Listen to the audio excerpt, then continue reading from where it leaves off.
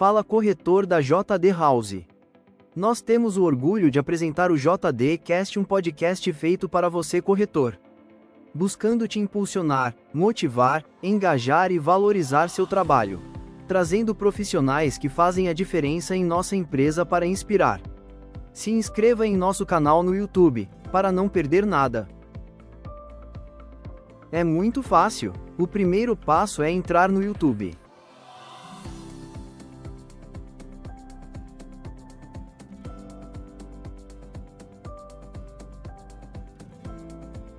Depois digite JD House SP.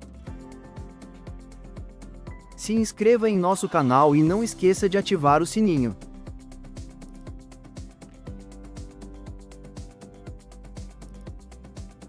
Você vai aproveitar um conteúdo de peso. Episódios com grandes personalidades do mercado, especiais sobre produtos e lançamentos, tudo pensado para tirar suas dúvidas e deixar você ainda mais confiante e preparado para vender. Escolha uma das nossas playlists e maratone os episódios completos, ou, se preferir algo mais direto ao ponto, confira a playlist com os nossos melhores cortes, insights incríveis para transformar sua mentalidade e turbinar seus resultados. JD Cast. Conexão que inspira resultados. Toda quarta-feira às 20 horas. Não perca! E nos siga também nas redes sociais. Instagram, Facebook e LinkedIn.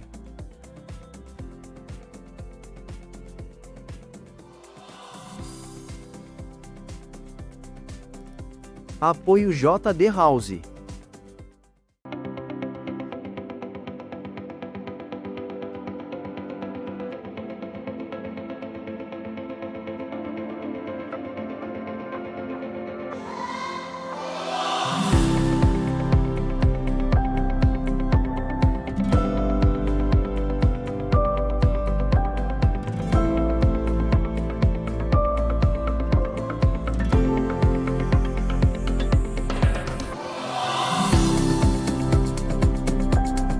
Fala, corretor! Começando mais um JD Cast e hoje, Ricardinho, nós vamos falar de algo muito importante. Money! Money. Educação financeira. Nós vamos falar de um assunto que interessa pra todo mundo, principalmente para duas pessoas que eu tenho certeza que estão nos assistindo aqui, a Dona Val e a Dona Cíntia, que estão nos assistindo com toda certeza, porque elas são as patroas das pessoas que estão aqui para nos ajudar nesse assunto. Então, meninas, convidados, por gentileza, se inscrevam no canal, compartilhem, passa para toda a família, para todos os seus amigos, para toda a equipe de vocês, porque como eles que estão aqui hoje, todas as pessoas que a gente traz aqui, rapaz, são o quê? Pessoal gabaritadíssimo. Porque a gente quer mudar não só o pensamento de vocês, mas de toda essa galera que está nos assistindo aqui. Com certeza. E para ilustrar e tirar a dúvida da galera toda, como ter essa educação financeira, que é algo que a gente deveria ter já desde a escola, desde pequenininho, né? Mas muita gente não teve. Sabe por quê, Rafael? Porque ganhar dinheiro é difícil, mas gastar a gente gasta com uma facilidade. Pois uma facilidade. E na hora que a gente vê o credor com o devedor, nem sempre bate. Dinheiro na mão é vendaval. É vendaval. E aí, para isso, Rafael, a gente convidou duas pessoas aqui do nosso financeiro, duas pessoas de padrão aqui, back-office da JD, que dificilmente aparece aqui para todo mundo, nem todo mundo conhece, mas que mexem com isso o dia inteiro, que é o senhor Luiz Profit. Seja bem-vindo, Profit. Dono daquele departamento financeiro. E o Thiago.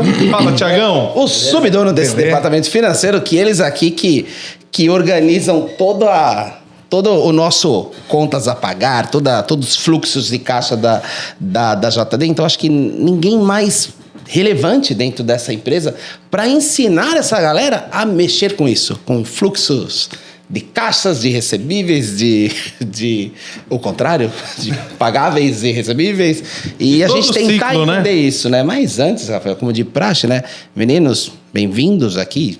Obrigado. Desde já. Agradecemos imensamente, né? E é um assunto que a gente já falou várias vezes de trazer aqui pro podcast. Então a gente sabe que tempo precioso para todo mundo. Mas antes de a gente começar a tratar do assunto, a gente queria que realmente você se apresentasse para todo mundo conhecer efetivamente vocês e principalmente como é que vocês caíram no mercado imobiliário. Por mais que vocês não sejam a ponta de vendas, né? Mas a gente sabe que vendas em vocês caem diariamente, né? Vocês são inundados por tudo que o departamento comercial faz. Então, se apresentem aí, começar pelo Profit, Thiago. Opa, obrigado. Gente, prazer estar aqui com vocês. Prazer é nosso. Importante também dar a nossa palavra, a nossa contribuição para que os corretores possam ter uma visão mais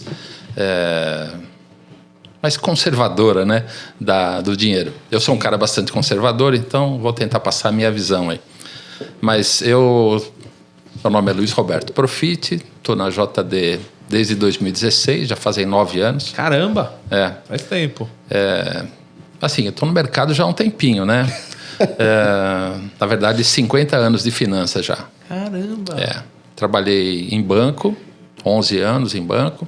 Trabalhei em empresas de varejo, mais 12 anos em varejo. Fui consultor financeiro de algumas empresas. E, mais recentemente, vim para o mercado imobiliário. Comecei na Brasil Brokers em 2009, fiquei lá até 2016 e depois me juntei ao time da JD aqui, de 16 até 2025. 9 anos já. Caramba, que experiência, hein, Profit? Tenho bastante experiência já no mercado imobiliário. Era algo que eu não conhecia, não tinha esse expertise em serviços, né? Antes disso, trabalhei numa empresa de transportes, que era serviços também. Sistema enlouquecedor, mais ou menos como o de pagar corretor aqui. Muito trabalho e muitos detalhes para você gerir ao mesmo tempo, né? Então, assim, tenho uma experiência bacana de vida e de finanças. Espero contribuir e ajudar com o nosso público aí. Com certeza vai. Com certeza que os corretores vão ter um norte aí. Vai ter uma aula aqui para ter uma perspectiva e todo mundo tá muito bem lá para frente, né? Beleza. E você, Tiagão? Bom, vamos lá. Meu nome é Thiago, tenho 15 anos já nesse mercado. Comecei lá em 2010 e estou até hoje. Caramba, Thiagão, você tem cara de super jovem. Tem cara de 15. Eu ia falar aí, né? Eu achei que você ia falar que tinha 15. Brincadeira. Mas a parte... Quantos anos você tem? Eu tenho 34. Nossa. É novinho. Comecei lá na Biara também em 2010, fiquei até 2016, aí veio a crise... Fui mandado embora, entrei na Exetec, fiquei 3 anos lá. Depois saí, fui para a Biara novamente.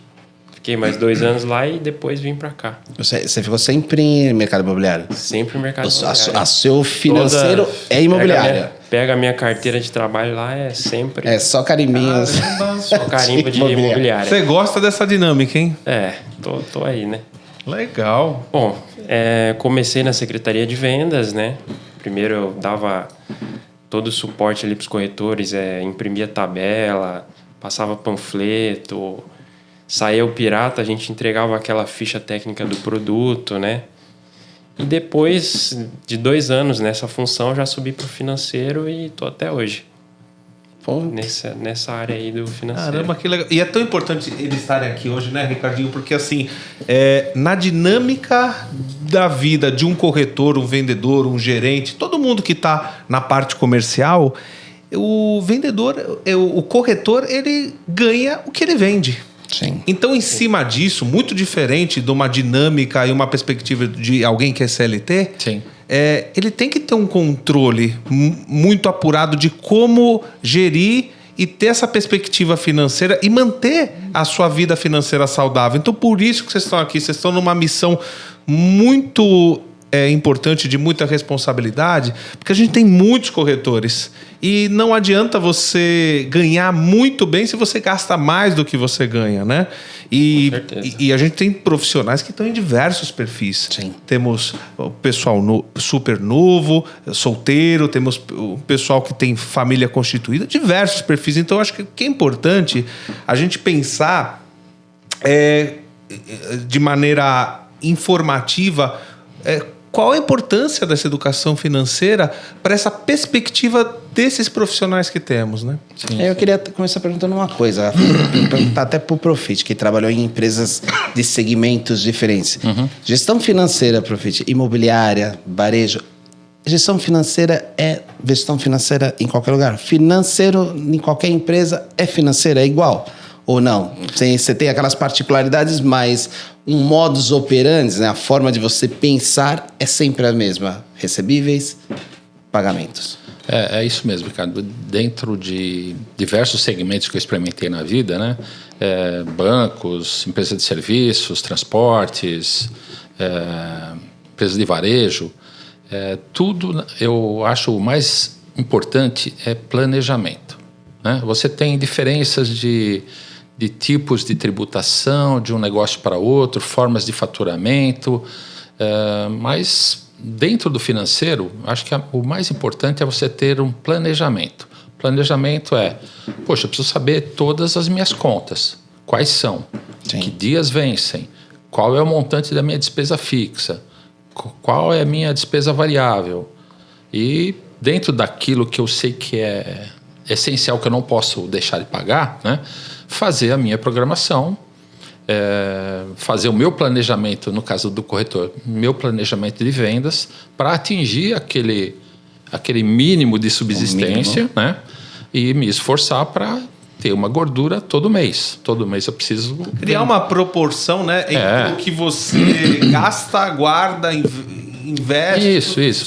Você tem que ter uma cabeça, né, de nos momentos em que você tiver uma receita maior, você não se entusiasmar muito, guardar aquilo, né, fazer uma reserva, porque vai ter meses mais fracos, meses mais fortes. Então, assim, você precisa constituir uma margem de segurança, um colchão de liquidez, eu chamo, né, que naquele momento mais difícil você vai lá e avança um pouco. Mas sempre que possível, constituir reserva. Constituindo reserva, você vai poder investir, você vai poder ter oportunidade de compra de um imóvel ou de realizar um sonho de vida, né? Um gasto que não estava previsto. Ou você ter um fundo para um gasto que apareceu de emergência, inesperado, né? E esse planejamento é bacana porque você vai conhecendo as suas despesas, você vai naturalmente perceber aquilo que é supérfluo e você pode abrir mão, né? Ou você vai se programar para fazer, poxa, eu quero fazer uma viagem, quero trocar de carro. Você vai fazer um planejamento para você atingir os seus objetivos de vida. Vamos pensar num exemplo, Ricardinho, por favor, complementa aqui o exemplo. Vamos supor que o indivíduo, corretor, corretora, já começo do ano, depois, né, que passaram as festas, passou o carnaval, um exemplo, né, para ficar na cabeça deles. O cara, numa negociação, vendeu vários apartamentos, conseguiu uma comissão aí de 100 pau. O que seria ideal dele guardar? O que seria uma coisa com uma proporção conservadora, uma proporção que ele poderia realmente ter essa segurança e ele entender essa proporção? Bom, eu acho que tudo que ele puder reservar, fazer uma reserva, eu faria uma reserva, né?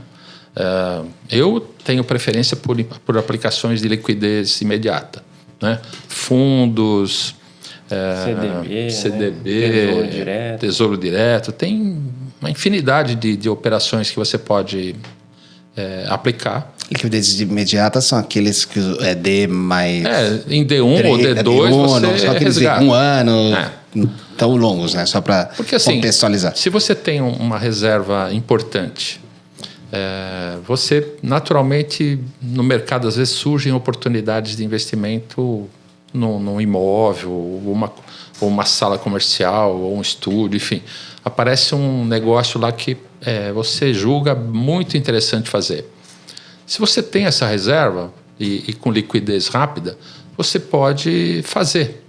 Não perde a oportunidade. Porque acho que o grande segredo dos bons negócios é saber comprar ou saber o momento certo de investir, né?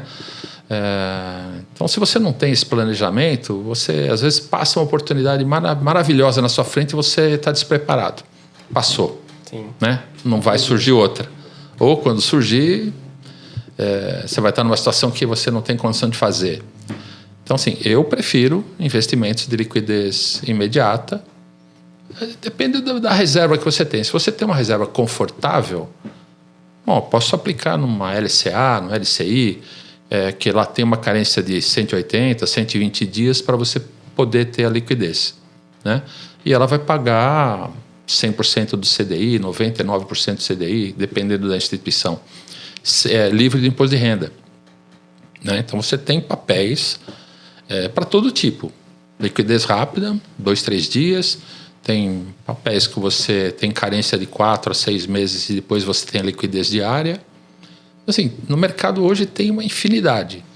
Tem índice para todo gosto, né? Tem atrelado a dólar, atrelado a ações, renda fixa. Assim, você precisa começar a estudar. Tudo, né? Tem os bets que as pessoas veem. Bet não, pelo amor de Deus. Bet, E arriscam nos bets Não. da vida. bet não pode nem ser considerado investimento. Não, mas tem gente, Isso é tem gente que usa como? Que Não, acha que vai ganhar dinheiro. Fria total, né? Fria fria. total. Vai ganhar O que a dinheiro gente total. muito vê aqui, né, Rica? Às vezes um profissional aqui da JD, ele faz o investimento na moeda forte, que ele consegue adquirir seu primeiro imóvel, anda um pouquinho, galga um pouquinho Isso, mais, isso. consegue comprar um estúdio e de repente ele consegue locar, gerar renda em cima disso, né? Uma coisa mais... Porque aí eu acho que casa muito com o que o professor está falando. É a oportunidade, apareceu, a pessoa está preparada para isso. Você né? tem Então, tem uma coisa, professor, só fazendo uma vírgula no que o Rafa falou. O Rafa deu um exemplo que talvez é um pouco até atípico, né? Ou talvez até utópico, né? Porque você falar assim, a pessoa vendeu e ganhou 100 mil reais de comissão, a gente está falando de um imóvel, se eu pensar num imóvel único, tem que vender um imóvel de um padrão muito alto para você ter. Altíssimo. E hoje, dentro do nosso portfólio, nós temos pouquíssimos imóveis nesse tipo Nesse de padrão nível. que me daria uma tacada de 100 mil reais assim, de uma vez só. Né? Eu falei várias unidades. Então a gente tem que pensar que é um corretor que ele está trabalhando e ele tem esse... ele tem esse, não é nenhum hábito, né? Mas é um corretor que ele tem uma constância de vendas. E a gente sabe, meninos, né? Você que esteve em outras, Sim. e não é uma particularidade de JD, não é uma particularidade com de Zetec, não é uma certeza. particularidade de Abiara ou de qualquer outra empresa, que não é sempre o que acontece, né? As vendas dos corretores também são cíclicas, né? Então, principalmente o seguinte, pensa assim, que aí é onde a gente até entrar nessa história eu acho que o ponto de partida inicial de levantar os débitos, né? Acho que é um bom começo. Isso. Mas assim, a gente tem corretores, Thiago, que são muito especializados em lançamentos. Pessoas gostam dos lançamentos. Lançamentos automaticamente implicam em piratas. Piratas são fases que eu não posso vender aquele lançamento. Então, já exige deste corretor um planejamento financeiro. Porque se a pessoa travar os olhos dela para aquele lançamento, ela não vai vender mais nenhum. Porque não existe outro para ela vender. Ela está com o foco dela 100% naquele produto. Então, se ela está se está predispondo a ficar 1 mês, 2 meses um pirata, que seja 1 mês, 2 meses, que provavelmente ela não terá ganhos. Ela está se preparando para ganhar os 100 mil que o Rafa está predestinando aí para a pessoa. Mas naqueles 2 meses ela não tem. E ela tem que ter esse planejamento, porque ela já veio de um que talvez ela tenha conseguido os mesmos 100 mil. Então, acho que é a primeira coisa que a gente precisa levar aqui em conta, que é uma realidade dos corretores, né? O corretor de lançamento. Por outro lado, a gente também tem os corretores de remanescentes, que já estão em produtos que podem vender, mas que têm velocidades de vendas diferentes. Menor, né? Às vezes um pouco mais, porque já são estoques mais reduzidos, já exige mais trabalho, já estão em fases de obras diferentes, então já são diferentes. O perfil do cliente, o momento do cliente, ele compra é diferente, as pessoas têm que estar um pouco mais abastadas, dependendo se o prédio está um pouco mais próximo do término, né? Então, às vezes, não é uma tomada de decisão de um dia para o outro, por mais se demora uma semana, 15 dias, às vezes eu preciso de um planejamento financeiro, não precisa ser de 2 meses, mas de 15 dias, porque eu não... aquele 15 dias, eu não tenho um vencimento que entrou. Então, dentro da característica do nosso negócio, já é automaticamente obrigado o corretor a ter essa consciência de que ele precisa de um planejamento financeiro. Porque a vida de quem não é CLT é igual a se planejar financeiramente, ponto. Certo? Sim. Eu, pelo menos, eu imagino isso. E acho, aí queria até a gente discorrer em cima disso, prefeito, como é que, começando de um beabazão mesmo, né? Como é que o corretor pode identificar todos esses débitos dele? Vamos começar pelas contas, porque vou te dar um exemplo bobo, meu caso. Uma vez eu fui fazer isso. Né? Não é possível, paga tanta conta e não consigo entender por que eu pagava tanta conta. Aí você começa a ver conta de TV a cabo. Aí você olha lá, pô, tô pagando X de TV a cabo, liga lá, plano mais barato. Sim. Pontos que você não usa. Celular com, sei lá, com bonificação de não sei o que lá, tanto, né? Pacotes de não sei, de antivírus. Você não sabe o que é. Às vezes você está pagando umas coisas que nem você sabe o que é. Aí você tem a assinatura de sei lá, empresas de streamer. Streaming, Duas, tem três. lá Esportes, TV a cabo, pay-per-view. todas as... É que eu não quero falar as empresas, né? Mas todo mundo sabe que a gente tá falando de filmes, de um monte de coisa. E aí, a hora que você coloca tudo nessa planilhinha que o professor está falando, você fala assim, Meu Deus. eu tenho um monte de coisa que nem tempo para assistir eu uso, porque eu fico de segunda a segunda no plantão. Vamos começar assim. certeza. Então, qual é um caminho que vocês acham que a primeira coisa que o corretor deveria começar a pensar de como é que ele faz cria para esse hábito, identificar, né? Criar esse hábito para identificar todo esse débito que ele tem, por mais que a gente pague às vezes algumas coisas no automático. A gente estava tendo uma conversa esses dias, né? Sim. De cartão de crédito, Se essas você coisas, não olha com que frequência confere ali, cartão de crédito, né? Você não vai lembrar o que é, né? Porque se o Como é que eu indivíduo começo? não sabe usar, em vez de ser um serviço bom para você, o cara que não sabe usar o cartão de crédito, o cara fica preso numa bola de neve, né? Sim. Ele se enfia num negócio que não consegue sair nunca mais. Além de você não lembrar ali das coisas que vai aparecendo ali com outros nomes, se entrar alguma coisa ali fraude, se não você não identifica. olhar diariamente, vai ser difícil você identificar. Você vai acabar pagando uma coisa que você não comprou. Então, qual que é a melhor forma que vocês veem assim para o corretor, qualquer pessoa, vai começar a identificar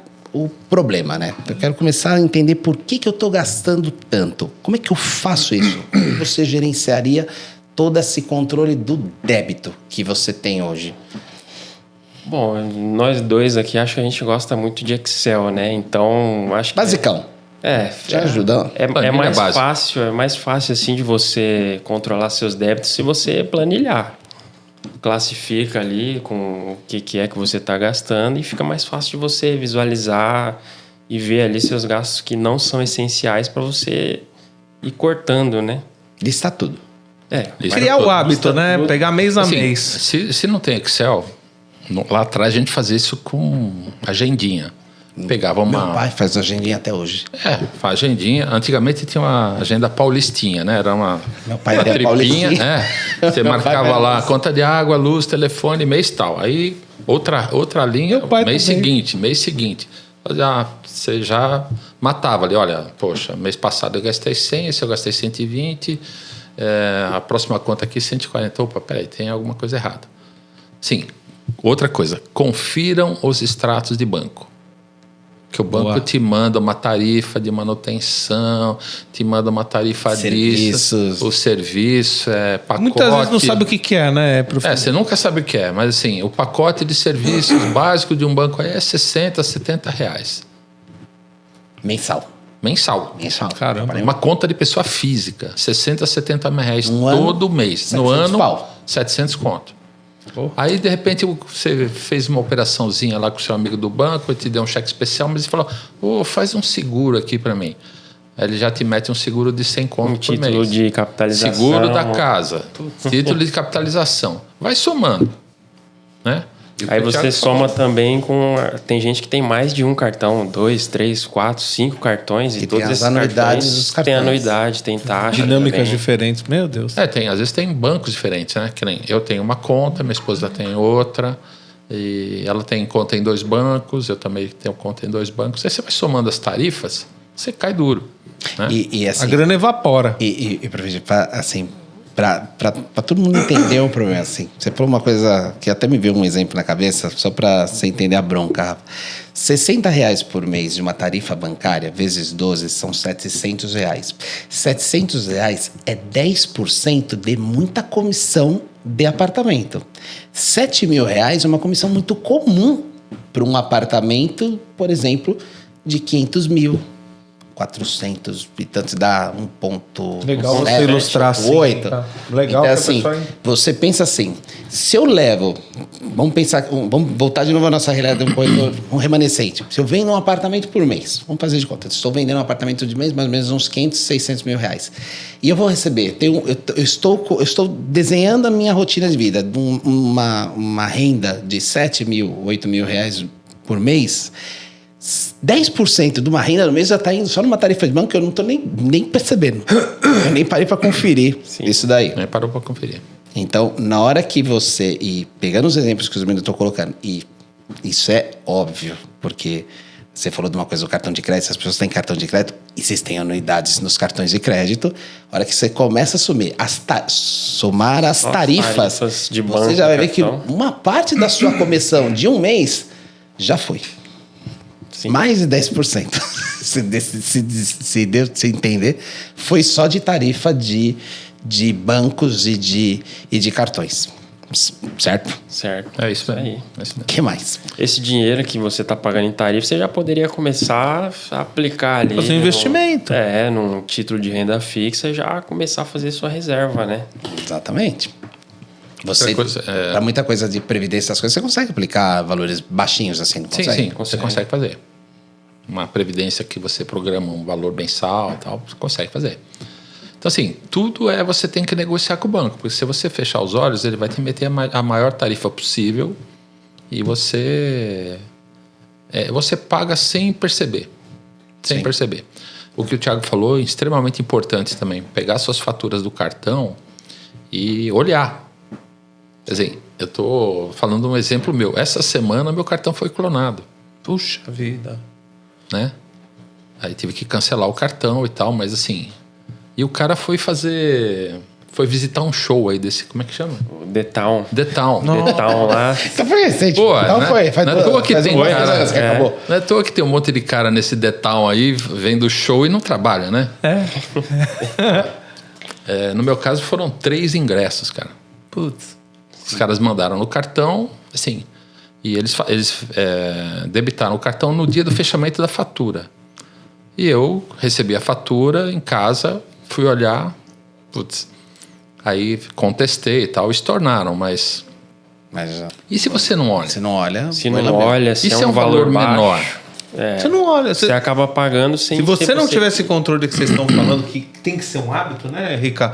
Vai passar. Tem que ser um hábito. passar. Assim, você planilhando o que movimentou na sua conta, o que movimentou no seu cartão, assim, poxa, eu gastei tanto com refeição, gastei tanto com combustível, gastei, enfim, fui para uma balada, fui ver um show, fui ver o futebol, planilha tudo isso, né? Não estou dizendo para você não se divertir, para você não ter gastos de lazer, não é nada disso, mas você precisa ter consciência do quanto você está gastando. E no que você está gastando. E no que você está gastando. Naturalmente você vai falar, poxa, eu faço isso para ganhar 7 mil por mês de comissão e tal, e, pô, eu tô jogando 1.000 por mês fora. E Profete, não que, só para entender uma coisa, não que a tarifa do banco, você vai eliminar a tarifa do banco, porque você precisa de uma conta. E Sim. ter uma conta, por muitas vezes, implica uma tarifa. Mas as tarifas, por exemplo, pegar esse exemplo, que acho que até dá para entender direitinho. A tarifa do banco era composta por um pacote de serviços. É um pacote de serviço. E às vezes o que está dentro do pacote de serviços você não usa. Você não usa nada. Então você tem um pacote de serviços que é muito mais do que você necessariamente precisa. Então não é que você vai deixar de pagar tarifa. Você vai reduzir o valor da sua tarifa porque você vai pagar efetivamente do que você precisa, né? Então não é só olhar o débito em si. mas olhar a composição do que você está pagando. Sim, sim. Então, da mesma forma, por exemplo, que está falando do cartão de crédito, você tem lá a tarifa do cartão de crédito. A anuidade do cartão de crédito é aquela, acabou. Não tem muito o que fazer, não tem muito o que discutir no cartão de crédito. Mas você tem que conferir a fatura, né? Se parcelou, se não parcelou, se entrou débito que é indevido. Parcelar a fatura é fria, hein? Eu parcelo... Não parcelar a fatura, parcelar a compra. Eu parcelar a compra... Tudo. Até eu parcelo comida, vou no mercado, parcela, gasolina. Sim. Parcelo, tudo. Não, pode parcelar, eu parcelo. Eu digo porque até pouco tempo atrás, o cartão de crédito, os juros ali dele anual era 400%. Juros do cartão de crédito é um dos mais altos que tem. Então. Hoje em dia, me parece que são 100%, né? O máximo ali que você pode pagar de juros na sua dívida do cartão de crédito. Tem uma lei de 2023 aí que limitou a cobrança das multas e juros sobre débitos do cartão ao valor do débito original. Tipo assim, você tem um débito lá de 2.000, o máximo que você pode pagar de multa, juros, é 2.000, 100%. Mas também... R$2.000. R$2.000, por exemplo, né? Dependente mas do... 100%. Da dívida. Eu não gosto muito de mexer com o cartão de crédito. Eu uso só para uma emergência. Então, assim, rolar a dívida no cartão, entrar no cheque especial, de jeito nenhum. Eu costumo dizer que a brincadeira mais gostosa é você receber juros, não pagar juros, sim, né? Sim. Assim, principalmente... A implicação, né? É uma brincadeira gostosa. Principalmente hoje que o mercado financeiro está... o nosso governo está com uma Selic de 15%, tá louco. Há uma inflação de 5%. Sim. Então o governo está te pagando 10% de juro real. É legal isso que você está falando, porque o momento que a gente está vivendo presente da economia e política é uma coisa que é sensível, né? Sim, sim. E mediante aos nossos profissionais, ao que a gente está vivendo aqui, quando a gente fala da moeda forte, de você ter a possibilidade de investir no tijolo, né, no imóvel, eu queria entender, e até você que também está muito mais tempo do que eu aqui, eu queria saber como vocês veem essa oportunidade, né, de investimento. Seria o melhor investimento para os nossos profissionais? O que vocês indicam? Bom, vocês que são o Ricardinho, que é de vendas aí, ele deve ter mais cacife para falar disso, mas eu acho que imóvel, com certeza, é um ativo muito importante, muito rentável, né? Você não vê imóvel desvalorizar, é muito difícil, né?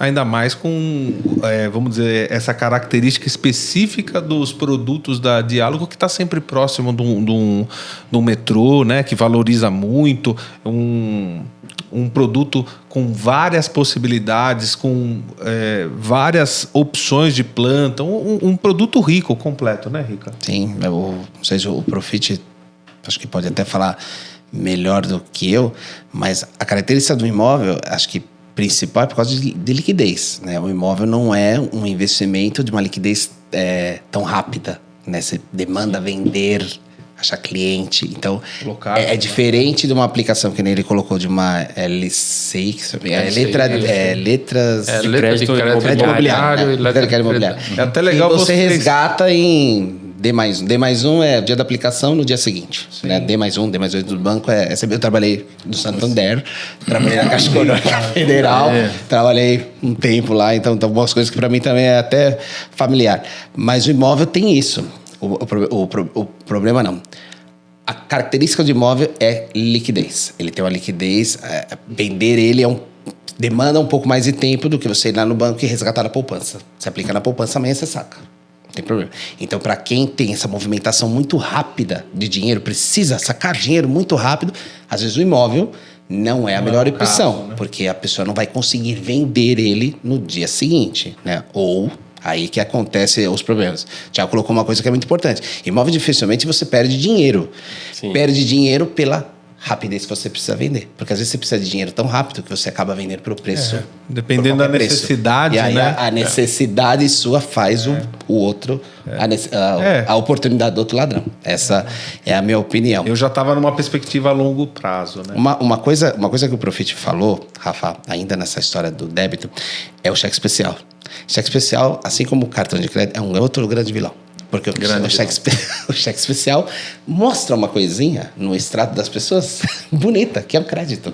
Né? Aparece lá, olha, o seu Tem um saldo, crédito, o seu tem um- saldo não é 1.000, o Você seu tem um saldo é limitão lá. R$7.250. Aí eu saio, uau, vou gastar R$6.250, que é o limite do cheque especial que o banco me dá, que nem cobra agora. Geralmente o limite do cheque especial Só cobra no outro mês. só cobra no outro mês. Caramba. Então, assim, os cantos das sereias das instituições financeiras são muito bonitos. É o anjinho mal te Isso. cutucando. É um anjinho mal, mas não é, assim, na minha opinião, não é um anjinho tão mal se a gente souber trabalhar com eles. Né? Então, o Profit que veio depois que quando ele fala assim de várias empresas que ele trabalhou, se eu souber trabalhar com cheque especial, se eu souber trabalhar com cartão de crédito, eu consigo talvez tirar proveito de tudo. Porque, por exemplo, eu sou um corretor que eu não estou vendendo agora. Talvez naturalmente para mim jogar no cartão de crédito, eu vou pagar no mês seguinte. Então eu tenho que ter uma perspectiva que naquele mês eu tenho a renda para pagar a fatura do cartão de crédito. Ou Se se chegar não no mês tiver. seguinte eu não tiver, aí eu me estrepei. Mas aí você precisa ter uma reserva de emergência, Tem né? uma reserva, você Se precisa de ter repente planejamento você novamente. não tiver uma renda ali, não tiver vendido, não tiver uma comissão para cair ali naquele mês, você vai Exatamente. lá na reserva de emergência e cobre aquele gasto ali daquele mês. A reserva de emergência, inclusive, é importante ela cobrir no mínimo ali 6 meses de custos essenciais ali da sua vida, né? Legal. De 6 meses a 1 ano. Por ali isso pra que é poder- importante a pessoa planilhar ou no Sim. caderninho que falamos aqui, ter noção de quanto que ele está gastando no mês. Sim. E Pra aquelas fazer despesas vezes 6 essenciais. para ser essa reserva. Exato. Porque se você... não, eu sei quanto que eu gasto. E você não planilhou, não está sabendo o que está saindo, não vai ser efetivamente correto, né? Aí temos outras, Profit. Contas de consumo. Contas e consumo. Que essas a gente não se livra. Como é que a gente administra? Contas de consumo. Puxa, isso é complicado. Conta de água, luz, telefone, são contas que você não tem muito gerenciamento sobre elas, né? Porque, de repente, você está numa bandeira vermelha aí, você está pagando uma taxa... Uma tarifa mais uma alta. tarifa mais alta. Então, assim, é usar sempre com racionalidade, né? Tomar menos banho, deixar a Não, televisão toma banho ligada. todo dia. Tomar banho, por pelo amor favor. de Deus, hein, corretor? Tem que tomar banho, mas pode ser mais rápido, não fica tantas horas. Eu tenho um péssimo hábito, não fico escovando os dentes no chuveiro, né?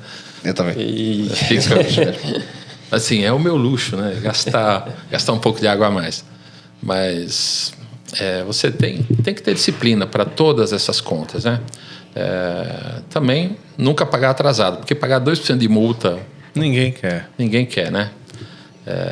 Então, existem, por exemplo, contas de telefone e cartão, você pode ajustar qual é a melhor data para você pagar a sua conta. Sim. Né? Se você é corretor, tem um fluxo de vencimentos que é mais forte dia 5, dia 10, programa suas contas para vencer dia 15, dia 20, para você ter um fôlego de receber a comissão, pegar o cara que pagou atrasado, né?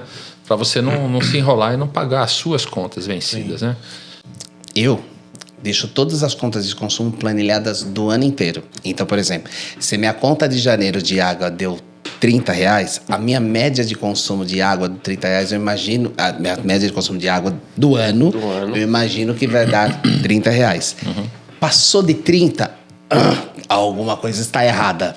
Passou, começa a ficar todo mês 30, 40, você vai, tá vazando. Se aumentar Tá muito, vazando água, dobrar, alguma coisa errada. alguma Porque coisa- eu não rachado. aumentei meu número de banhos. Alguma coisa está errada. Então, é uma forma de eu entender as contas de consumo. Então, por exemplo, celular. Celular, você geralmente tem planos plano. da operadora e não Operadora. passa daquilo. Valor Isso. fixo Você ali. paga lá, sei lá, R$150.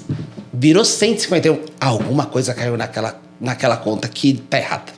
Isso com as contas de streaming, né, das TVs por assinatura, com as contas de convênio, com as contas de escola, aluguel, tudo isso que são as contas, não são mais as contas de consumo, mas são aquelas contas do dia a dia que você consegue, não precisa planilhar elas usando, eu também uso Excel, né, Sim. muito mais fácil, no mês. Eu consigo planilhar no ano e já entender mais ou menos o meu gasto Tem uma média, né? mensal. Ó, eu Você já sei sabe que eu o quanto vai preciso gastar. mensalmente, eu vou gastar isso aqui.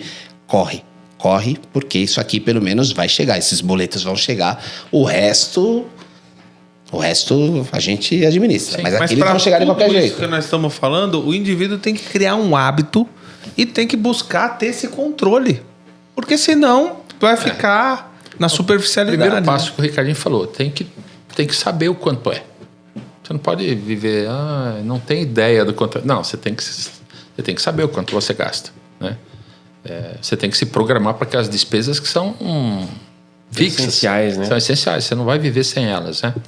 O que pode fazer, por exemplo, uma conta de telefone, veio lá um reajuste, você liga no operador e surta, né? Fala, preciso renegociar esse pacote. Todo ano é uma disciplina. Pegar todo ano na época do reajuste e ligar e repactuar. Porque eles estão sempre propensos a fazer um acordo, Eles não né? querem perder. Senão você vai perder. Agora, assistência médica não tem o que fazer. Se você sortar, o cara cancela seu plano. Dane-se, né? Era o plano. Aluguel, não tem o que fazer. Água, luz, não tem o que fazer. É o que vem da concessionária e você pode fazer é poupar, né? Isso é muito engraçado porque a gente tem muitos profissionais que vivem o ciclo de lançamento, que é aquela coisa louca, intensa e pipipi, bababá. E às vezes ele mesmo tem que começar a pensar a longo prazo, médio prazo.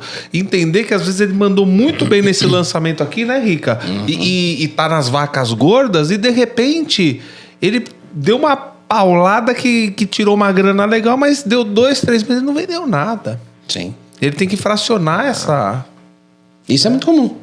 É comum. Assim, nós temos salário fixo, é muito mais fácil. É mais fácil se Você tem um programar, fluxo de caixa fácil, porque você todo mês vai pingar aquele montante e você já está administrando.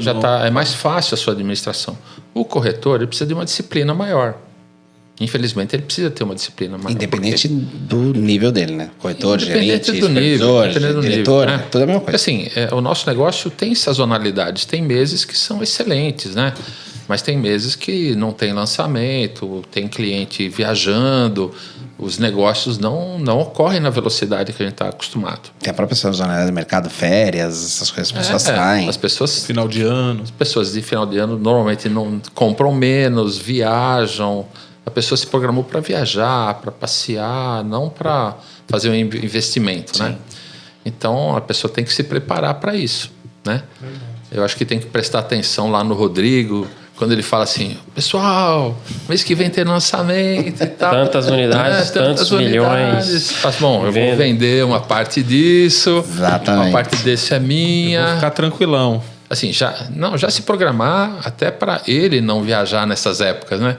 Assim, vai ter pirata, vai ter lançamento. Então, nessas épocas eu tô focado 100% em vender. Não adianta você mandar muito bem no lançamento. Pô, mas peguei uma paulada de grana, viajo mais 2, 3 meses, aí eu chego duro.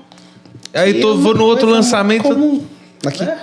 Ou se não, pega uma Dá comissão, uma paulada e vão viajar 2, 3 meses. compra um carro. Compra um carro.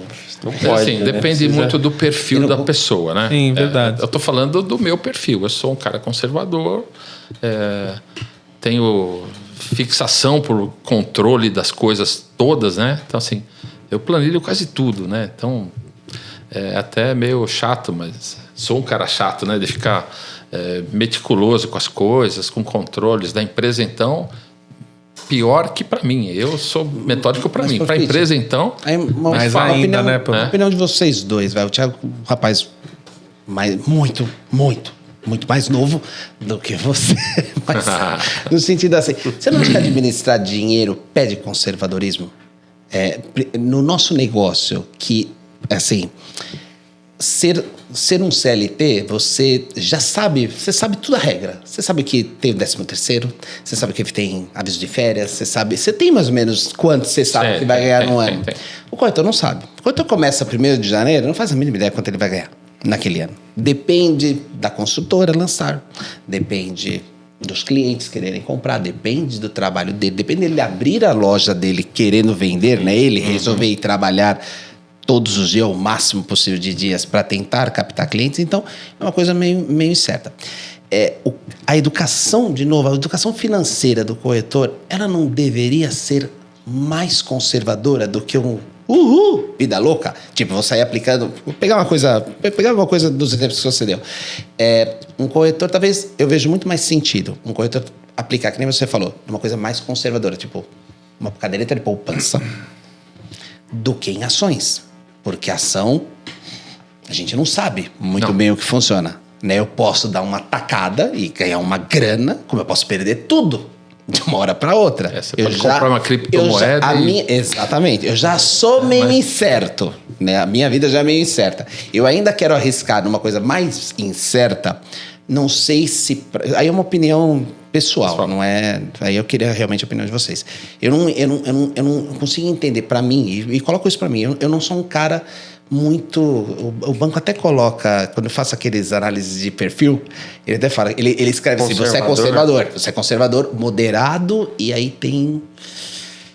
alguma coisa quando o teu risco de investimento é mais alto, quando você resolve viajar um pouco na maionese. Eu não sou assim, eu sou extremamente conservador. Não, ele tem uma classificação que ele coloca, eu não lembro qual que é, mas eu sou extremamente conservador com dinheiro, né, e planilhar e saber centavos, dar centavos de diferença me dá calafrios, porque eu não consigo entender aonde que eu errei, aonde que está dando uma diferença que saiu do meu controle. Você acha que todo corretor tem que ser mais conservador com a administração do seu dinheiro, independente se seja dos débitos ou dos créditos? Com certeza tem. E o corretor, ele tem que entender também, lembrar que muitas das vezes a comissão não vem toda na cabeça ali, né? Às vezes vem picadinho, vem fracionado. Então, é importante ele saber quanto ele vai receber e quando, né? Se ele conseguir colocar ali na planilha mês a mês, aquelas comissões parceladas também, vai ajudar também ele a fugir dessa... A fazer o fluxo ali. E uma coisa legal, que é muito legal isso que o Rica está trazendo, porque quem está ouvindo, ele consegue visualizar na pele dele, né? Então, por exemplo, assim, em cima do que o Ricardo falou, e do que nós estamos conversando, o profissional que está ouvindo isso aqui, ele falou, pô, tô com uma graninha legal, quero começar a investir. Onde vocês indicariam que poderia se iniciar isso de uma maneira, seguindo mais ou menos o parâmetro que o Ricardinho falou, e quanto que eu poderia investir do meu patrimônio? Quanto que, de maneira ainda conservadora, quanto em percentual que eu poderia investir do meu patrimônio? E aonde? Bom, o legal primeiro acho que é o cara ter a consciência ali de não gastar tudo quando ele pega uma comissão muito grande e fazer uma proporção ali, mais ou menos 50% ele coloca ali para cobrir as despesas essenciais dele, 30% ele deixa ali para cobrir outras coisas não essenciais, para sair, ter um lazer, e acho que 20% ali ele joga ali no tesouro direto.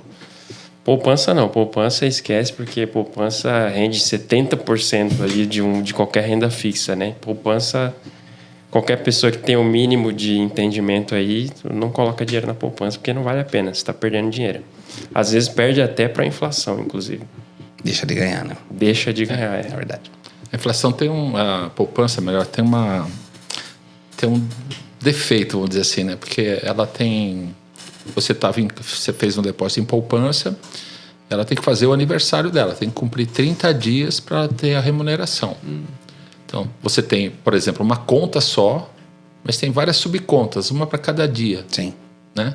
Então, se você tem lá um dinheiro que você aplicou dia 20 e chega no dia 18 do mês seguinte você precisa tirar parte dele... Você perdeu a rentabilidade. Você perdeu a rentabilidade sobre o montante que você sacou. Ela é de 30, né? De mais 30. Ela é e aí, lembrando que 29, 30 e 31 ainda vale dia 1º. Vale dia 1º. Ainda perde 3 dias. Então você tem que... Que tristeza. Já num fundo qualquer que você vai aplicar, você ficou lá 20 dias, você tem uma remuneração nos 20 dias, né? Sim. E tem muitos fundos de renda fixa, muita coisa que o banco oferece muita coisa. E você precisa só ler as regras lá na hora de você investir para saber quanto tempo você vai ter para saída ou para o resgate. Está vinculado a que tipo de indexador, se é um papel pré-fixado, se é um papel pós-fixado. Se você se antenar com a conjuntura econômica, por exemplo, olha... expectativa de inflação está estabilizada em 4,5%, 5%. A taxa Selic não tem expectativa de cair no curto prazo. Então, por exemplo, olha, eu vou aplicar numa renda fixa. Vai te garantir lá 13%, 14% ao ano de rentabilidade, numa inflação de 4%, 5%. Né? Então, você tem um papel que vai te render bacana, vai te render bem. Mas acho que é por aí mesmo. Acho que se você puder reservar da sua receita uns 20% e ir acumulando todos os meses, fantástico. Fantástico. E né? só traduzir sempre o nosso tecnês aqui. Um papel pré-fixado, Profit, para todo mundo entender, é aquele que você sabe o quanto vai a render. rentabilidade. Ao longo Você do contrata tempo. ele já sabendo quanto Já você vai sabendo ganhar, quanto mais ou vai menos. render. Né? O resgate é tal dia e você vai ter tanto lá. Isso. E o pós-fixado, Você pode estar vinculado ao CDI, por exemplo, a taxa Selic. Você sabe que a taxa Selic hoje está 15% ao ano. Então, se você conseguir um papel que te pague 100% do CDI ou 15% ao ano, você sabe que vai render 15% ao ano, você vai pagar imposto de renda sobre o lucro que você tiver naquele período. Então, vai sobrar para você lá 13, 12,5, algo ao redor disso. isso são tudo informações que quando você vai fazer uma aplicação, estão todas disponíveis no momento da aplicação. Isso, então ninguém o consultor lá que vai te Exatamente. assessorar para investir, ele vai te falar. Por mais assim, desculpa te interromper. Não, vai lá. Por mais que a caderneta de poupança não seja a melhor das opções, mas ela também é fácil de entender, porque você Muito tem uma rentabilidade pré-fixada, né? Acho que é 0,5%. É 0,5% ao mês, 0,5%, né? Mais TR, eu acho, TR, né? exatamente. 0,5% mais TR. Então você não sabe quanto é a TR. Então você sabe que é meio. É zero. É pouquinho. pouquinho. Dá menos Quase de um. Vai dar menos de um. Então, hoje a gente fala, se todo mundo estiver procurando uma aplicação, tô indo numa aplicação boa, 1% tá 1% ao mês tá de bom tamanho. bom demais, né? Então, a cadeira de poupança acaba sendo interessante porque faz metade disso daí, né? Mas só para todo mundo entender, qualquer um que for procurar aplicação, quando você for aplicar, você consegue entender em muitos dos papéis, né? Qual é o valor que você vai receber lá no fim, se você conseguir respeitar o prazo que você está querendo contratar. Então não adianta querer contratar também, que nem o Thiago fala aí, do tesouro, um tesouro de 300 dias, se você quer sacar daqui uma semana. Não funciona para você. Aí não vai render o que você quer. Então, Aí é melhor você colocar em um que tenha liquidez diária, né? Porque aí você consegue resgatar na hora que você precisar ali, no momento de uma emergência, né? E aí, queria pegar esse gancho seu, Rafael, pegar o gancho dele. A gente tá falando de débito. Então, débito também não tem muito segredo. Vai lá, fuça tuas contas e identifica o que você está gastando. Crédito, N possibilidades do que a gente pode fazer com o dinheiro. Dá para guardar no colchão, dá para aplicar na poupança, dá para pôr em imóveis, dá para pôr em vários investimentos. Então, existem N possibilidades que a gente pode fazer com o dinheiro e na configuração do nosso negócio, meninos, existem N possibilidades de se ganhar o dinheiro. Né? A gente pensa assim, do que eu estou exemplificando. O corretor, quando ele vende um apartamento, ele tem aquela... Hoje, quando a gente vai vender um apartamento, eu tenho uma taxa de comissão que eu já sei que ela é garantida. Vamos colocar assim. Então, eu vou ganhar lá 1,7%. Além da taxa, tem o prêmio também, né? Exatamente. Então, aí começam os outros viés da história. Então, olha, eu vou vender um apartamento que dava os 7 mil que a gente estava falando, se eu vender no limite. Mas se eu conseguir vender um pouco melhor, eu vou ganhar os 7 mil mais Um prêmio. XYZ, porque eu tenho uma premiação. Olha, se eu estiver vendendo ele no lançamento, ainda pode ser que eu participe de sorteios, que eu vou ganhar, ainda tenho a possibilidade de ganhar mais um estúdio. XYZ. Dinheiros. E estou colocando isso, Rafa, porque às vezes são dinheiros que as pessoas não estão esperando ganhar. São coisas que aparecem para elas no meio do caminho. É o bônus. É o bônus. E os bônus, Profit, às vezes as pessoas têm a tendência de não fazer nada do que o Thiago falou. É um dinheiro que eu não contava. Contava mesmo? Vou gastar. Vou queimar ele. Nossa. Contava com ele. Meu Deus. Vou gastar. Então, o que as pessoas poderiam fazer também, né? Além de todas essas sugestões e aplicações que a gente está falando aqui, o que as pessoas deveriam colocar assim, profetizar, né? Ou planejar, acho que muito melhor, não só com a comissão que ele já performou, né? Independente se ela está saindo na cabeça ou não, né? Porque existe sim essa particularidade, dependendo da condição de pagamento que ele mesmo tratou com o cliente, né? Então, para deixar bem claro, né? Não é a gente que impõe a forma que ele recebe, ele mesmo que desenhou a forma que ele quer receber, dele. Porque depende do fluxo que ele montou com o cliente. Então, se ele vai receber em 3 vezes, 2 vezes, 5 vezes a partir do dezembro, sei lá, isso aí foi de acordo com a proposta comercial, mas ainda há coisas que podem acontecer e aumentar ainda mais essa possibilidade de ganho deles, que às vezes é um dinheiro que, na maioria das vezes, as pessoas não estão nem esperando, ganham lá, vai lá, comer um churrasco e ganha 5, 10, 15 mil em cheques, porque, além de bom vendedor, uma sorte do inferno, né? Então, o que você falaria para esses extras? Como administrar os extras que as pessoas não estão nem esperando receber? Bom, não sei, acho que é complicado.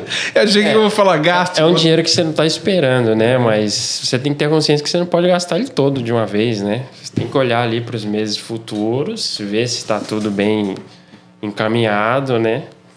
O corretor ganhou um carro numa premiação. E aí? Vai torrar tudo? Não dá, né? Não dá, né? Mas sabe que torna? Às vezes torra. Às vezes torra. A gente tem uns corretores aqui, eu não vou dar nomes, mas se a pessoa estiver escutando, ela sabe quem que é. Um amigo, muito amigo, um cara que eu gosto bastante. E a gente tem uma brincadeira assim, às vezes ele vende, ele some. Ele some alguns meses na empresa. Aí ele volta. E ele vende de novo. Ele sempre vende.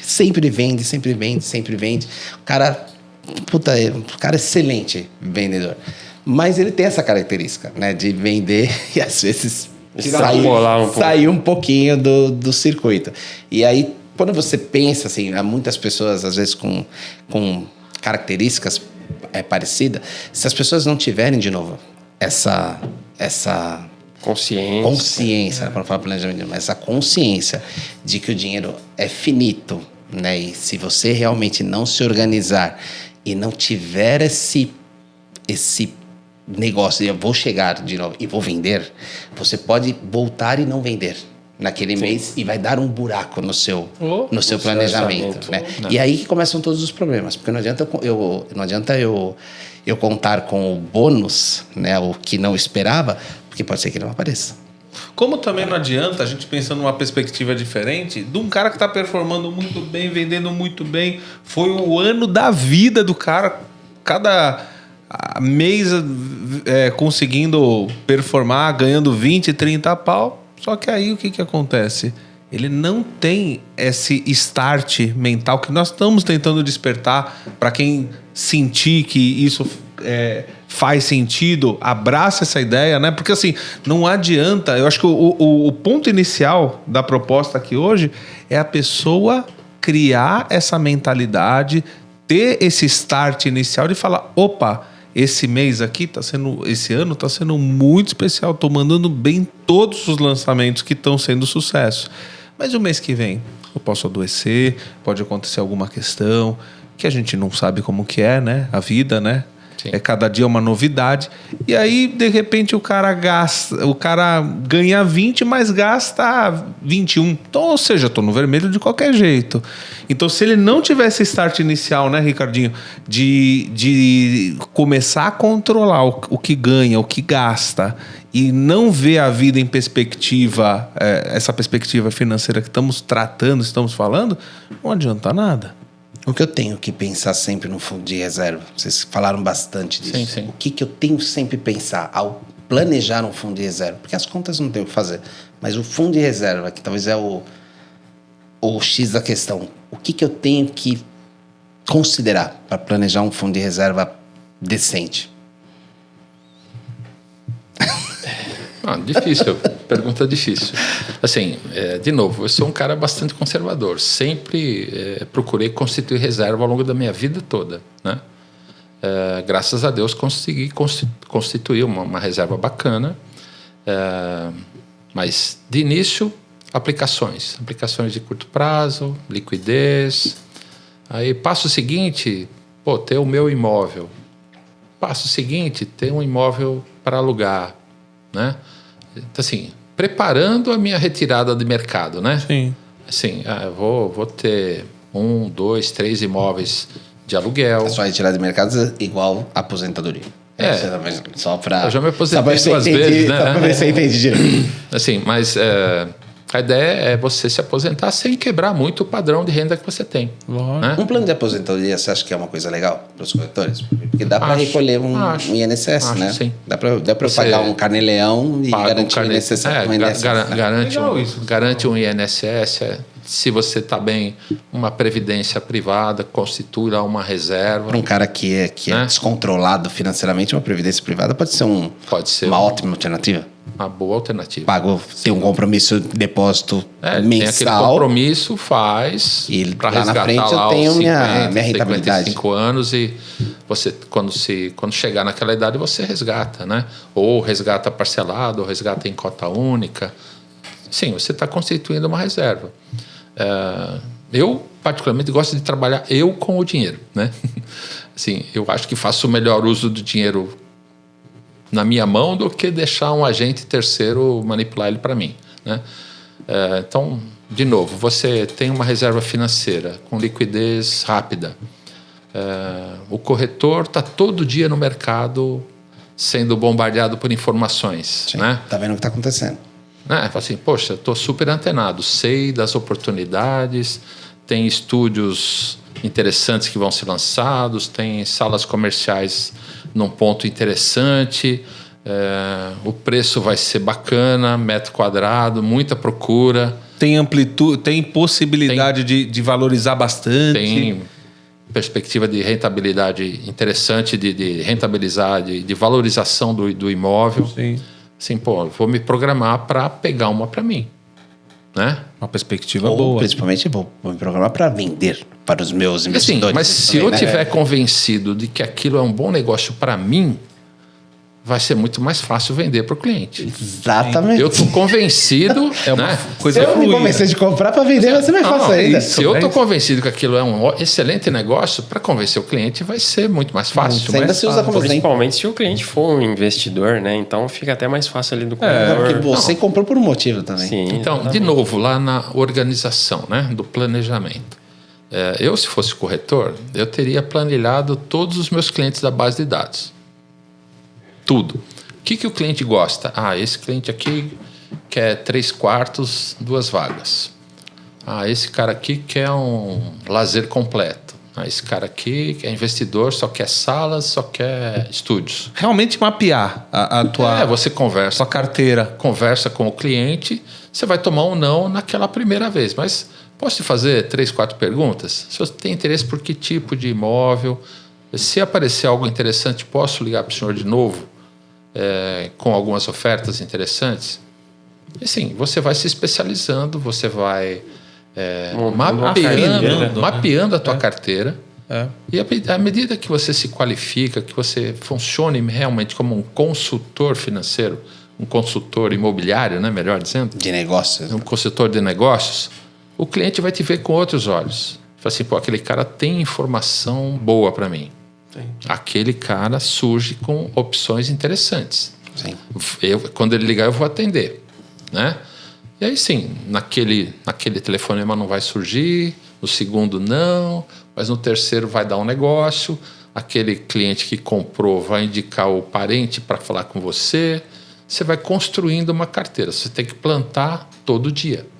Todo dia, todo dia. E vai chegar um momento que você vai colher tudo isso, né? Você vai criar uma carteira grande de contatos, aquilo vai rodando e você vai se beneficiando desse plantio. Uma hora você vai colher. Você vai aprender a ganhar Você dinheiro. vai aprender a ganhar dinheiro. Exatamente. E não precisa ter medo de falar que tem comissão. Não, é o meu serviço, eu te dei uma assessoria, te dei informações privilegiadas, eu mereço ganhar comissão por isso. Né? Então, Um contato não tem que ter vergonha de nada disso. É um trabalho com outro qualquer. Você é um consultor que está passando para o investidor uma oportunidade de negócio interessante. Se você está convencido que aquele negócio é bom, muito mais fácil vender, né? Então, assim, eu vejo que isso é um passo a passo Sim. de profissionalização, de melhoria de qualidade de contatos, de planejamento do teu mailing, está sempre em contato com essas pessoas. Então, é uma ferramenta interessantíssima de trabalho. É o dia a dia aí do corretor, né? Então, assim, de novo, eu sou meio metódico para essas coisas. Eu faria isso. E também o que nós estamos falando é algo muito pessoal, que é de cada um para cada um, né? Vocês estão falando, vocês são conservadores, né? Mas alguém pode estar nos assistindo, nossa, eu sou agressivo, eu realmente sou um pouco impulsivo, eu preciso me equilibrar com o que eu quero para minha vida pessoal e tentar equilibrar com o que eu tenho na minha vida financeira. Eu acho que a magia está aí. Sim. Então não adianta falar, não, porque eu quero viajar, eu quero conhecer a Europa, quero fazer um mochilão, porque eu quero o carro do ano. Se você não está performando, se você não está conseguindo fazer o mínimo para você ter um target da tua vida saindo, né? Eu acho que o que é importante é as pessoas se conscientizarem de ter uma saúde financeira e pensar em algo real. Não no sentido, a gente tem que sonhar, com certeza, a gente tem que ter perspectiva, a gente tem que pensar grande, com certeza, mas a gente tem que ver o que é possível, que nem quando o Ricardo fala assim, pô, eu planilho, eu tenho mais ou menos uma média do que vai ser meu ano, das contas básicas, os consumos, né?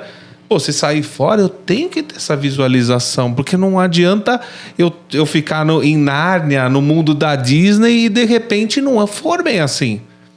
Não é assim. Nárnia é bom. E Rafa, só um parênteses numa coisa aqui, Profit, que é bem que acho que vale a pena falar. O Profit falou uma coisa, Rafa, que não vou nem perguntar para você, eu vou perguntar para o produtor que não está nem aparecendo aqui do lado, porque eu tenho certeza que até ele sabe.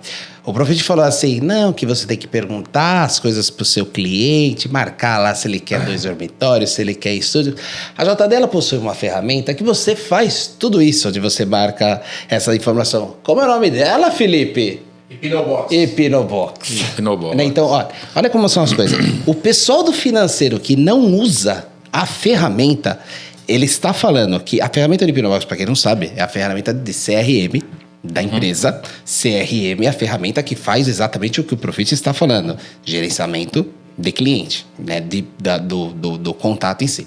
Então, a partir do momento que eu consigo usar as ferramentas para poder construir toda essa lógica em cima dos meus clientes, porque eu estou aprendendo a trabalhar, eu já sei gastar dinheiro. Gastar dinheiro todo mundo sabe gastar. Agora eu preciso aprender a ganhar o dinheiro. Estou montando uma metodologia, um planejamento, porque eu também sou conservador, de como fazer para ganhar dinheiro. Eu estou alimentando um sistema que vai me ajudar a fazer isso. E eu consigo tirar proveito disso.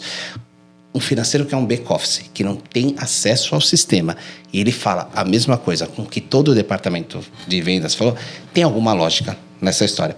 Tem uma coisa, Rafa, que eu não lembro a frase certa, mas eles vão saber, que é uma história dos ovos dos investidores, de não ter todos os ovos na mesma cesta. Não põe os ovos todos numa única cesta. Que para todos os investidores isso é uma coisa que faz muito sentido. Sim. Então, quando a gente fala que quando você pode elencar 500 mil aplicações aqui, tesouro, ouro, ações, sei lá, fundos, imóveis, não sei o que.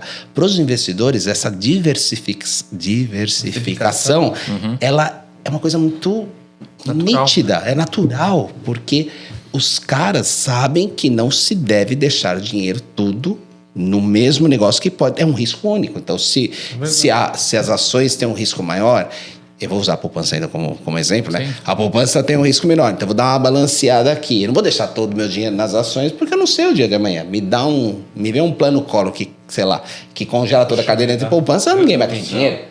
Então, peraí, vamos diversificar. Eu também não vou deixar o dinheiro no colchão, porque não vale para nada. Então, assim, a partir do momento que as pessoas aprendem a gerenciar as suas reservas também de uma forma inteligente, você consegue abrir outros leques de investimentos, não só os imóveis. É verdade. Você consegue prestar atenção nas aplicações, você consegue ver as moedas estrangeiras, dólar, euro, você consegue ver ações, porque você vai tomando um entendimento da possibilidade que você tem com o dinheiro, porque simplesmente, como o Thiago bem exemplificou, você guardou 20% do que você ganha todo mês para te dar essa educação que você precisa. E aí, quando você vai ver lá no fim do ano, você economizou na sua tarifa bancária, não é mais 70, agora passou a ser 30, porque você reviu o seu plano lá com o banco, e quando você vê, você tem lá, sei lá, $1.000 guardados, você tem uma carteira hipotecária, não, uma carteira imobiliária de uns reais lá também, você tem, não a poupança mais, porque você entendeu que a poupança não é um bom investimento, e quem sabe se preparando para comprar um imóvel. É isso mesmo. Olha, eu acho que esse episódio está sendo melhor do que eu tinha imaginado, porque não só os corretores, todos os profissionais em si, eles vão ter um start inicial de como começar a pensar em ter uma vida financeira mais saudável.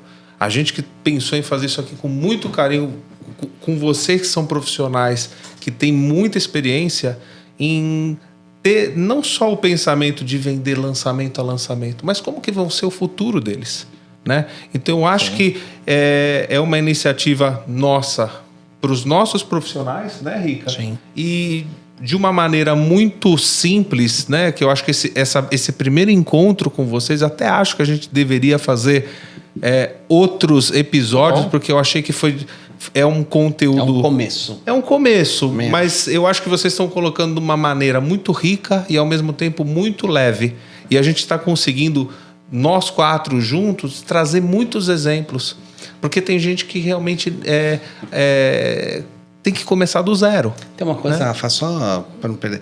O Thiago tinha comentado comigo que, por mais que o Excel foi o que apareceu, você falou que existem aplicativos também. Eu não sei se você usa, inclusive, um aplicativo de Eu de não uso controle. aplicativo, eu prefiro usar a planilha, mas tem muitos influenciadores aí que divulgam aplicativos gratuitos de controle de finanças. de finanças. Até o ChatGPT faz isso.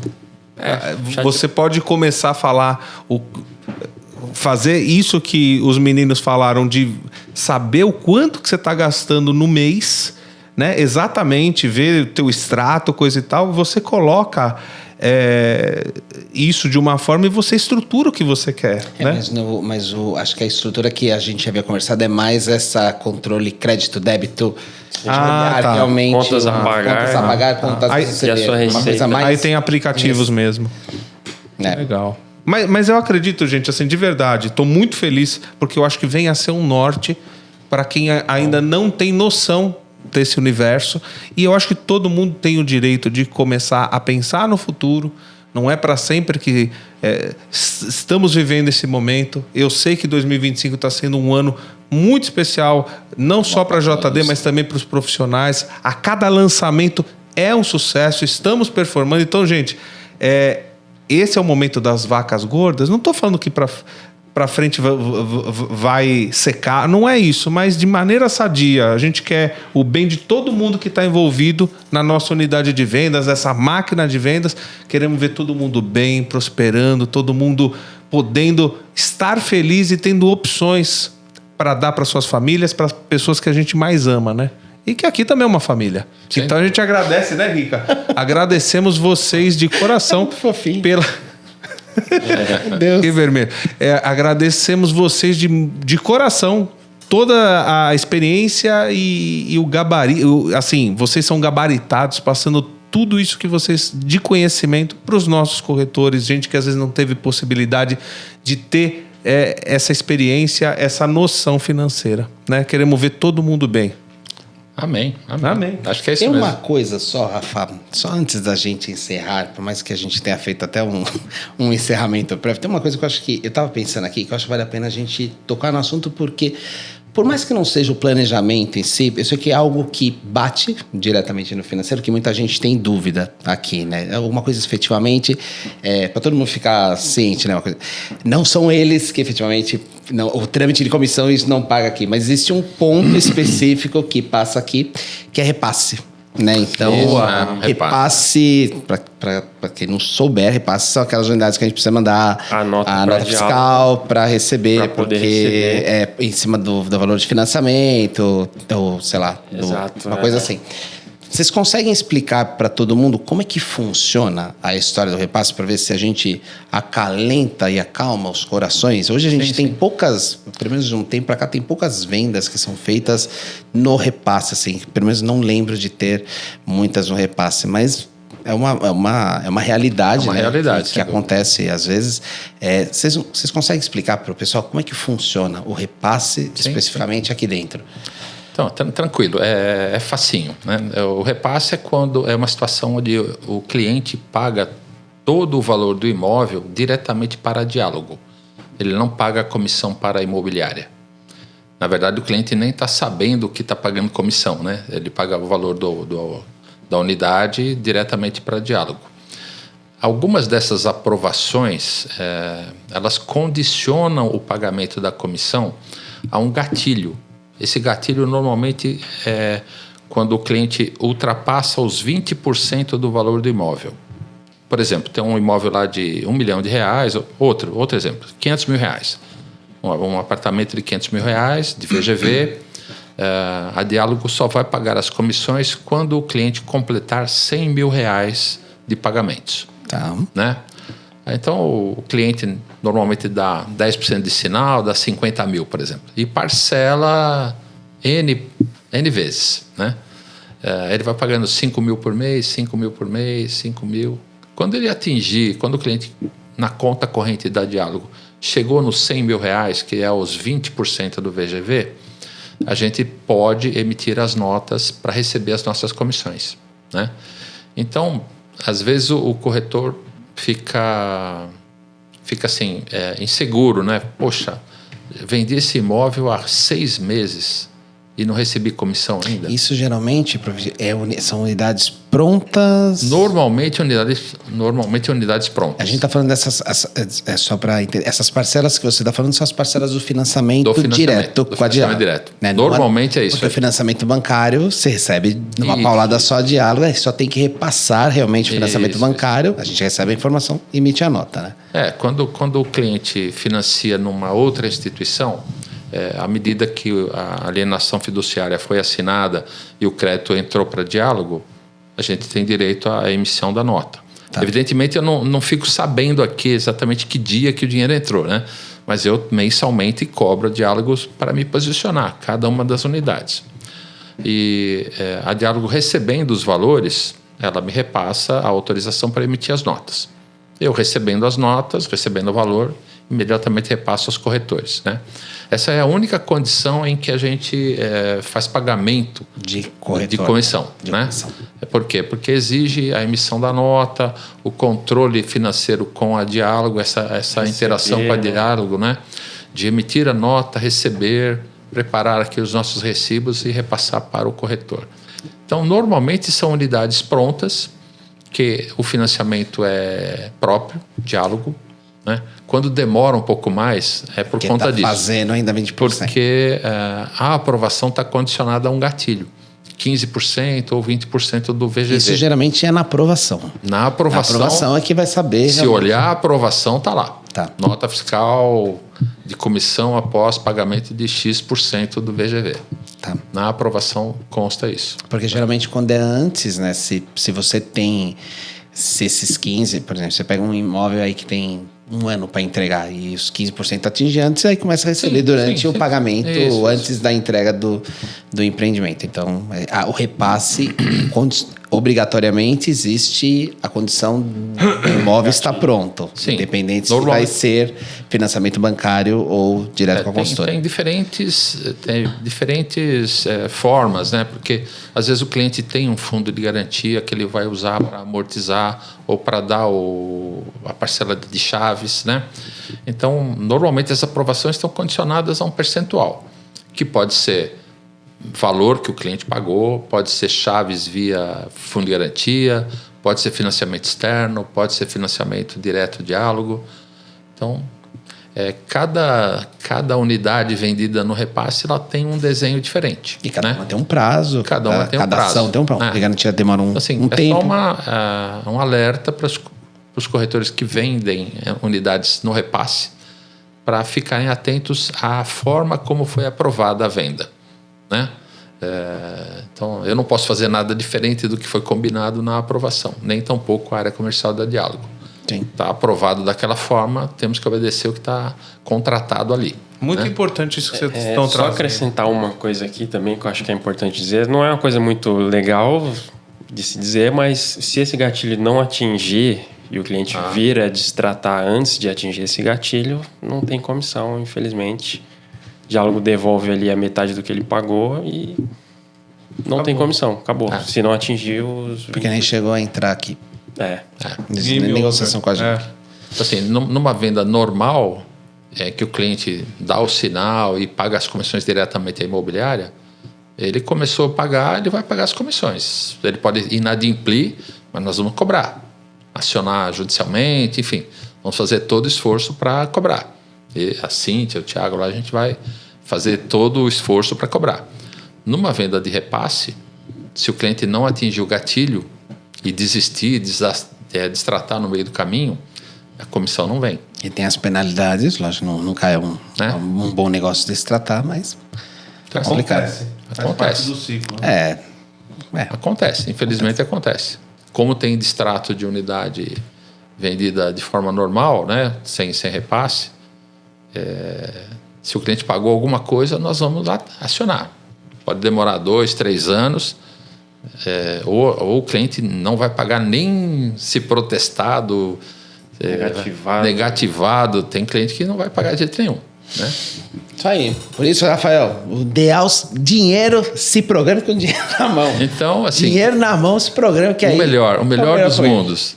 O corretor se esmerar em pegar uma entrada maior nas vendas. E garantir. Garantir a comissão na capa. Deixar tudo redondo, né? E fazer o cliente pagar a comissão no menor tempo possível. É bom para ele e bom para a gente. Tá certo. Obrigado mais uma vez. Valeu, Profit. Valeu. Você, feríssima. Você também, Thiagão.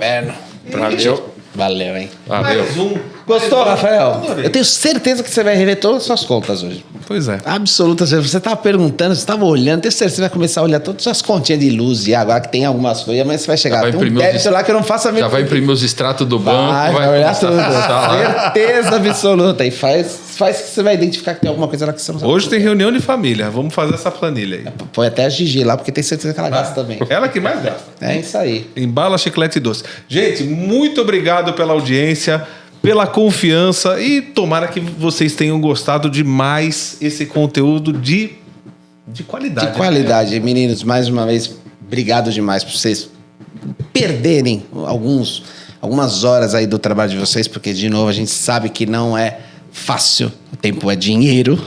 Literalmente aqui, tempo é dinheiro. E se predispor aqui para passar para toda essa galera que tá ouvindo, assistindo a gente aqui, ó. Vamos tentar ajudar todo mundo a sermos profissionais melhores e agora aqui não só sermos profissionais melhores, mas profissionais mais rentáveis, inclusive. É uma bênção ter vocês aqui, então valeu mesmo. É isso daí. Obrigado. Para vocês que estão ouvindo, ó, guarde tudo isso com muito carinho, né? Valeu mais uma vez aqui por ter ouvido esse episódio, né? Mais um, Rafael. Mais um. JDcast. Boa noite, bom dia, boa tarde. Beijo e até o próximo. É isso aí, gente. Tudo de bom. Até o próximo JDcast. É isso aí, gente. Valeu. Beijoca.